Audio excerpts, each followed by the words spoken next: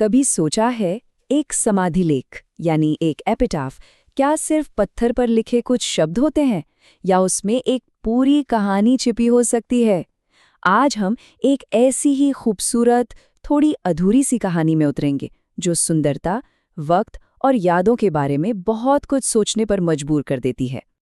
तो कविता शुरू होती है इन पंक्तियों से। ध्यान से सुनिए।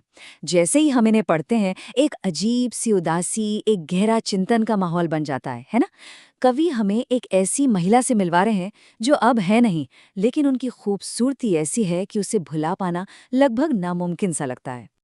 अब सवाल तो यही उठता है, आखिर कौन थी ये खूबसूरत महिला?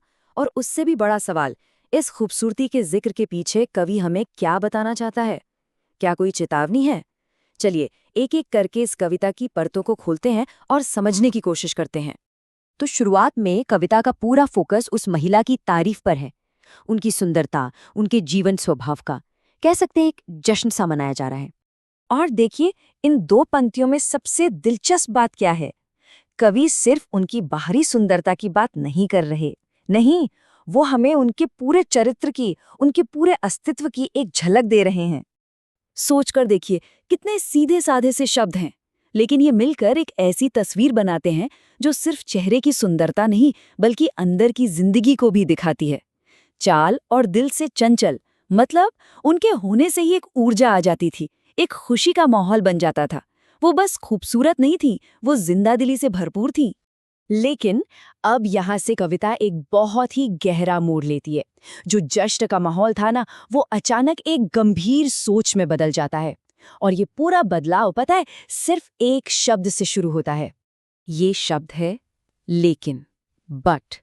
यही वो पॉइंट है जहाँ कवि एक महिला की कहानी से निकलकर हम सब पर लागू होने वाली एक सार्वभौमिक सच्चाई की तरफ इशारा कर रहे हैं। और यही यही इस कविता का मूल विचार है। ये एहसास कि शारीरिक सुंदरता हमेशा नहीं रहती, वो कितनी भी असाधारण क्यों ना हो, कितनी भी कमाल की क्यों ना हो, वक्त के साथ उसे फीका पड़ना ही है। इसे हम कहते हैं क्षणभंगुर होना, यानी ट्रांजिएंट। कुछ ऐसा जो स्थायी नहीं है, बस थोड़े वक्त के लिए है। और यही सुंदरता की सच्चाई है।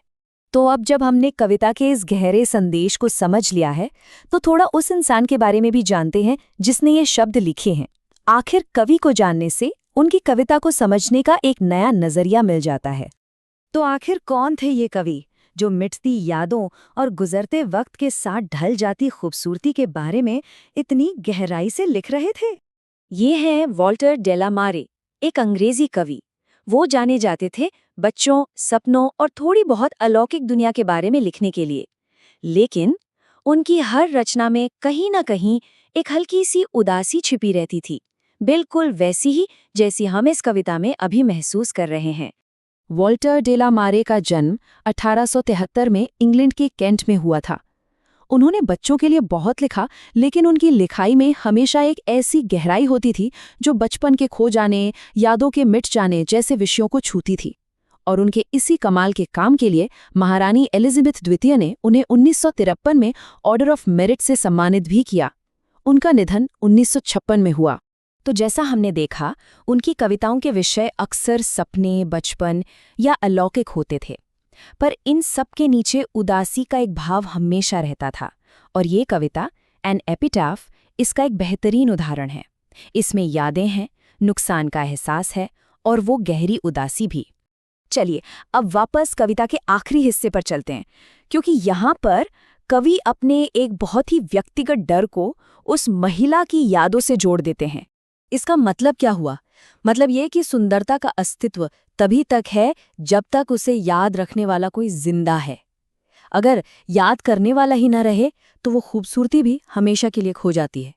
और इसके बाद आती हैं कविता की आखिरी और शायद सबसे परेशान करने वाली पंक्तियां। कवि अपना सबसे बड़ा डर सामने रखते हैं। उन्हें डर है कि जब वो नहीं रहेंगे, जब वो खुद मिट जाएंगे, तब उस महिला को कौन याद रखेगा? उसकी खूबसूरती तो बस उनकी यादों में जिंदा थी। तो ये कविता हमें एक बड़े सवाल के साथ छोड़ जाती है।